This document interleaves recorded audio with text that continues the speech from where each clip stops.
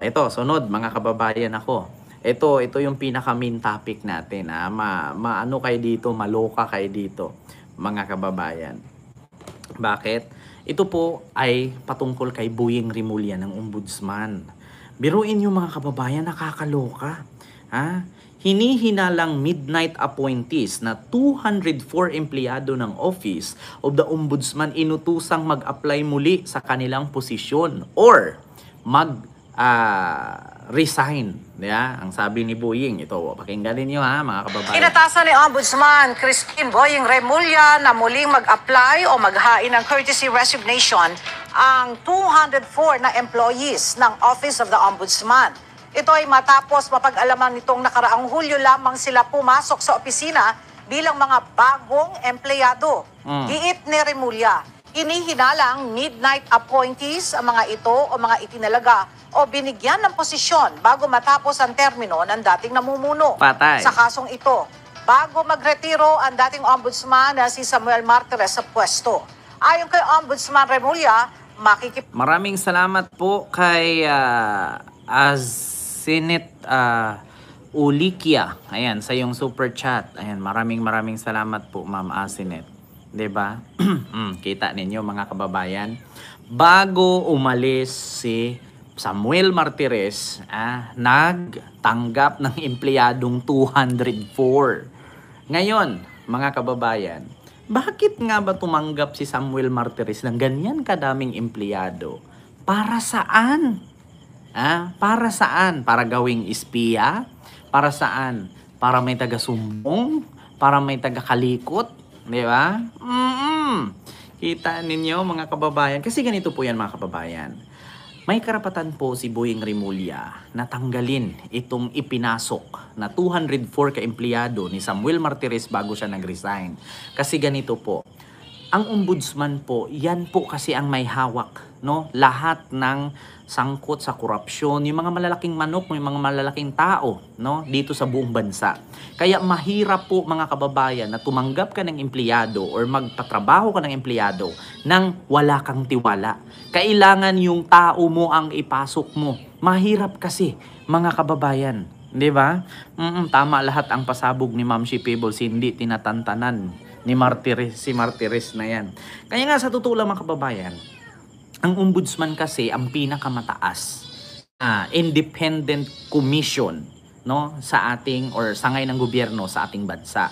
Mahirap kasi diyan mga kababayan na magtalaga ka ng tao or maglagay ka ng isang trabahante na hindi mo mapagkatiwalaan. Paano kung meron kang mabangga diyan or makasuhan na may connection pala doon sa mga sindikato? Mahirap, malalaman eh. 'Di ba? Malalaman. Wait lang po mga kababayan. So ito nagutom ka na. Ito muna, baby muna, Ayan. Muna diyan muna ka sa baby mo. 'Di ba? Kaya yun po yun, mga kababayan. Mahirap magtalaga ng trabahante, mahirap magtalaga ng tao. Halimbawa, katulad kay Sara. Halimbawa, si Sara ngayon, iniimbestigahan ng ombudsman. May hawak na kaso ang ombudsman yan. Ngayon, kung ano man ang hakbang ng ombudsman, malalaman ni Sara, kaya makapaghanda sila. Halimbawa naman, pagdating naman kay Bongo, patungkol sa kaso niya dyan sa connection niya sa flood control at sa mga diskaya, malalaman ng grupo ni Bongo or kampo ni Bongo kung meron siyang connection doon. Yan ang mahirap mga kababayan. Hindi po Ma'am Gloria Marquez. Gusto lang niyang meron siyang kayakap na teddy bear andun. Teddy bear kasi niyayakap na matulog eh. Kaya ngayon mga kababayan, yun po ang kasi actually mga kababayan, itong ombudsman po dito sensitive, no, na isang ahensya ng gobyerno, napaka-sensitive po niyan. Mahirap po kasi magtalaga ng mga trabahante diyan or mga empleyado diyan na hindi mo mapagkatiwalaan. Kailangan kasi diyan kung sino yung pinaka-head ng ombudsman, kailangan may tiwala ka hanggang sa pinakababa. 'Di ba? Ngayon, mga kababayan, dyan sa 204 ka-empleyado na pinasok ni Samuel Martires, mahirap kasi pagkatiwalaan yan, mga kababayan. Kasi bakit? Hindi po kasi si Boyeng Rimulya ang amo nila at the time. Si Samuel Martires kasi. Ngayon, mga kababayan, paano kung katulad kay Atong Ang? Si Atong Ang ngayon, nakita ninyo, dinismiss yung kanyang kinasong cyber libel kay Dondon Patidungan. Binasura ng korte ng Mandaluyong. So, paano kung dalhin na yan doon sa ombudsman? 'Di ba? Tapos may connection sila doon, may taga, ganito, ganyan. Di sabit, walang kwenta. 'Di ba? Kaya kailangan po talagang palitan yan, mga kababayan. Nagigets nyo po? Kailangan po talagang ayusin yan. According nga dito, mga kababayan, 'di ba? According nga dito sa isang vlogger na aking napanood kanina, inexplain niya rin. 'Di ba? Ito po yung kanyang mga kababayan. Wait lang. Ito po yung kanyang inexplain kanina na mas klarong-klaro at malinaw na malinaw, mga kababayan. Siya po ay ito. 204 bagong mga empleyado ang na-hire sa opisina ng Ombudsman last July 2025. Ngayon, ang nag-hire sa kanila ay yung dating paalis na Ombudsman na si Ombudsman Martires. Kasi nag-retire siya noong July 27 na itong taon na to. Ang tanong natin ngayon, bakit siya biglang nag-hire ng ganyang karaming mga tao at kung problema ba itong mga pag-hire na to? Problema to dahil posibleng maging what they call midnight appointments itong ginawa ni Ombudsman Martires. Dahil po sa last minute sa pag-hire sa kanila, baka nakompromiso na ang proseso sa pag-hire sa mga to at baka hindi sila properly vetted and properly qualified. Tama. At hindi lang yun. Maraming red flag sa mga ganitong klaseng pag-hire. Just 'Di ba? Maraming red flag at malay natin yung mga pinasok nila dyan, hindi talaga sila kasi 'di ba dito sa Pilipinas, only in the Philippines, kailangan degree holder ka, kailangan meron kang diploma, kailangan hindi tambay ang pinasok mo dyan. Kasi kung ano-ano man ang mga mangyayari, 'di ba? Mahihirapan po tayo, magkandalitsi-litsi po, 'di ba? Kaya sabi ko nga sa inyo, mga kababayan, kailangan po talagang palitan. Kailangan po talagang alisin or kailangan po talaga nilang mag-apply ulit para makita ni Boyeng at i-screen, di ba? I-screening, biruin mo yung 204 ka empleyado na bigla-bigla mong tinanggap na alam mo namang magre-resign ka na, for what is the purpose? Di ba? Baka naman gagawin mong matayan dyan. Baka bawat isang sindikato dyan may connection. Yung 5, connection ng isang sindikato. Yung 5, connection ng isa. Yung 5, may connection dito si opisina ni ganito, opisina ni ganyan. Pagdating ng araw na makakasuhan sila, may taga-sumbong, may taga-alerto. Yan ang mahirap. Di ba? Kaya may karapatan po si Boyeng, di ba? May CCTV sila sa loob, Mamuna Luis, yan ang totoo. Kaya karapatan po ni Boyeng yan na tanggalin. Actually, meron naman talaga sa batas, labag po sa batas ang magtanggal ka ng walang due process. Ang problema lang kasi, mga kababayan, kaya nga pinapa-apply muli. 'Di ba? Yes, at baka bigla na lang barilin po. Kaya nga, 'di ba, Ma'am Elena Capistrano, hindi mo alam na, 'di ba, nandun na pala sa loob, magugulat ka, yung taga-loob lang pala ang mag-hijack sa iyo. 'Di ba? Yung taga-loob lang pala ang magta-traitor sa iyo kasi bakit hindi naman ikaw nag-appoint niyan eh. Hindi naman ikaw ang tumanggap niyan, ibang tao ang naglagay niyan diyan, nagtalaga niyan diyan. Kaya sabi ko talaga, sa totoo lang, mga kababayan, grabe po talaga yung impluwensya ni Duterte. Grabe ang impluwensya ni Digong. Hawak na nga niya ang Supreme Court, hawak pa niya ang Ombudsman. Ngayong nawala na yung inappoint niya sa Ombudsman, nag-iwan naman ng mga ugat. Nawala na yung puno, yung mga ugat naman ang naiiwan. Pag may ugat yan, tutubo yan. 'Di ba?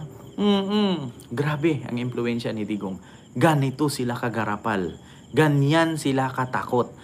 Sa totoo lang, mga kababayan, no, I will tell you frankly, galawang kriminal talaga. Yan ang totoo. Galawang kriminal, galawan talagang mandurugas, galawang demonyo talaga. Sa totoo lang. Biruin mo, nakulong ka na lahat-lahat, pero grabe ka ka-impluwensya. Di ba? Dapat mga civil service passer talaga yan. Di ba kita ninyo? Sino bang nag-appoint kay Samuel Martires? Sino ba ang nag-declare na bawal buksan ang salin? Di ba si Samuel? Bakit ginawa ni Samuel yan? Kasi inappoint siya ni Digong. So ngayon mga kababayan, isa pa yan. Tinanggal na din po ni Boying yung isang resolusyon na pinagbabawal buksan ang salin ng mga politician. 'Di ba? Galawang cartel, galawang mafia, 'di ba? Kaya sabi ko sa inyo mga kababayan, kung tutuusin kung punta tayo ng Brazil, Latin America, ito si Digong ay parang si Pablo Escobar. Sa mga hindi po nakakakilala kay Pablo Escobar, kakaiba po talaga. Galawang mafia, 'di ba? Kung yung mga ganyang mga Latin Americans, kung sa mga hindi po nakakakilala, no, kay Pablo Escobar, yan ang galawan ni Digong. Sa mga hindi nakakaalam, panuorin niyo po yung palabas ni Pablo Escobar kung paano siya nag-umpisa, paano siya yumaman, paano siya naging gangster, paano siya naging, 'di ba? Paano siya naging sindikato, paano siyang hawak niya buong politiko sa buong lugar nila. Siya na ang, kumbaga, siya yung tumatayong presidente. Kasi siya ay isang protector, drug lord, whatsoever. Basta isa siyang mafia boss. Diba? Ma'am Jana Kalunya, hello po. At kay Ma'am Miriam Suzuki, hello po. Diba? Grabe, sa totoo lang. Ikaw, biruin mo, bago ka bababa, mag-iwan ka ng 204 ka-empleyado. Kasi alam mo namang pa-resign ka na, tinanggap mo yung ganyan kadami. For what is the purpose? Kahit sino po, mga kababayan, kahit sino po, makakapagtaka. Magre-retiro ka na ilang linggo na lang, tatanggap ka ng 204. Diba? So, anong gagawin mo dyan sa 204 ka-empleyado? Grabe naman. Grabe naman yung 204, kadami-dami nun. Kadami-daming empleyado, tapos sure ba na yung mga empleyado na yun ay qualified? 'Di ba? Fit ba talaga sila sa work nila? Kaya sabi ko sa inyo mga kababayan, ganun po ka talaga ma-impluwensya itong power ni Digong. Kaya pala mga kababayan, kampanting-kampante si Inday. 'Di ba? Kampanting-kampante si Inday. O sige, buksan niyo yung salin ko. Sige, magsampa ka diyan ng kaso. Kaya pala sabi ni 'di ba, ni Inday, okay lang, open man ako. Ganon-ganon. Kasi pala, 'di ba? May taga-tik-tik sa kanila doon, may taga-sumbong, may taga-alert ngayon, 'di ba? Ngayon mga kababayan, itatanggalin na. Tignan natin kung makakalusot pa ba yung kanilang, tignan natin kung makapangnangga pa ba sila, kumbaga tignan natin kung makapanlaban sila, nawala naman sila ng armas. Biruin nyo, nag-iiwan ka ng 204 ka spy sa loob, para pag sino man dun sa mga sindikatong makasuhan, may koneksyon sa loob. So malalaman nga naman agad kung anong unang hakbang, anong susunod na hakbang, pangalawa, pangatlong hakbang. 'Di ba? Baka pinagre-resign pa yung mga dating employee para hindi maimbestigahan. Yun nga rin, isa po 'yan. Isa po 'yan sa kadahilanan kasi bakit mag-hire ka ng ganyan kadami at kabago-bago pa. So put this into context ang 204 na hires ay malaki kasi ang buong opisina ng Ombudsman ay nasa 1,200 employees lamang. So ibig sabihin nito, sa pag-hire ng 204 new hires, that's 17% of the entire Office of the Ombudsman. At buti na lang nakita to ng ating bagong Ombudsman na si Ombudsman Remulla. At dito, sinabi niya sa mga bagong hires na to, yung 204, ay dapat mag-submit sila ng courtesy resignation. At ayon dito sa article na to, sabi dito ni Ombudsman Remulla, unfortunately, last July, there were 204 new hires in the Office of the Ombudsman. And I will ask these 204 people to reapply because they are still under a 6-month probationary period. I will ask them to reapply lest they become or be treated as midnight appointees. 'Di ba? Kita ninyo? So, yun talaga mga kababayan, kahit sino naman, hindi na po bago sa atin yan mga kababayan. Kahit nga sa mga mayors, kung napansin niyo at sa mga barangay, kita ninyo pagkatapos ng eleksyon, kung sino man ang mayor or barangay chairman nanalo, 'di ba? Magpapalit yan ng secretary, magpapalit yan ng treasurer, depende na lang kung gusto pa rin niyang ipapanatili yung mga dating secretary at mga dating treasurer, 'di ba? Tapos magto-turnover yan, 'di ba? 'Di ba, Ma'am Miriam Suzuki Kabusis nga. Kaya sabi ko nga sa inyo mga kababayan, may karapatan si Remulla na palitan. 'Di ba? 204 ang nilagay, tas mga 80-80 naman, 'di ba? Mga bobo naman, wala rin. Oo, nga pa rin. Di ba? Oo, barangay chairman hawak ng mayor yan, sabi ni Gumagala. Kaya nga sabi ko sa inyo mga kababayan, ganyan yan kahit sa loob ng barangay. Pag kung sino yung manalong bagong barangay chairman, magpapalit lahat yan. Oo, ng mga staff. Oo, totoo yan. Kasi ganito yan eh, halimbawa ako tapos na eleksyon. Siyempre, yung dating chairman, pag hindi na nanalo yun, siyempre tanggalin ko lahat ng tao niya. Bakit ko papaupuin pa doon? Siyempre ilalagay ko yung bago kong tao. Bakit ko papaupuin pa yung nanatili niyang tao doon? Depende na lang kung mga regular na. 'Di ba? Depende na lang kung mga regular na yung mga worker na yan ay hindi mo sila pwedeng sibakin. Either pwede mo silang ilipat pero hindi mo sila pwedeng tanggalin kasi mga regular na nga. 'Di ba? Pwede mo silang sibakin, pwede mo silang ilipat, hindi mo sila pwedeng sibakin kasi nga nasa batas po na bawal po kasi 'yan. Na mga kababayan. Kaya kailangan po talaga na doble ingat ang ombudsman at kailangan doble po talaga ang pagbantay nila kasi mahirap yan. Oo, paano kung lahat ng mga ipinasok na yun ay may mga connection yun sa mga sindikato? Eh di, walang kwenta. 'Di ba? Kailangan po talaga ni Boying maglinis. Yun po yun, mga kababayan. 'Di ba?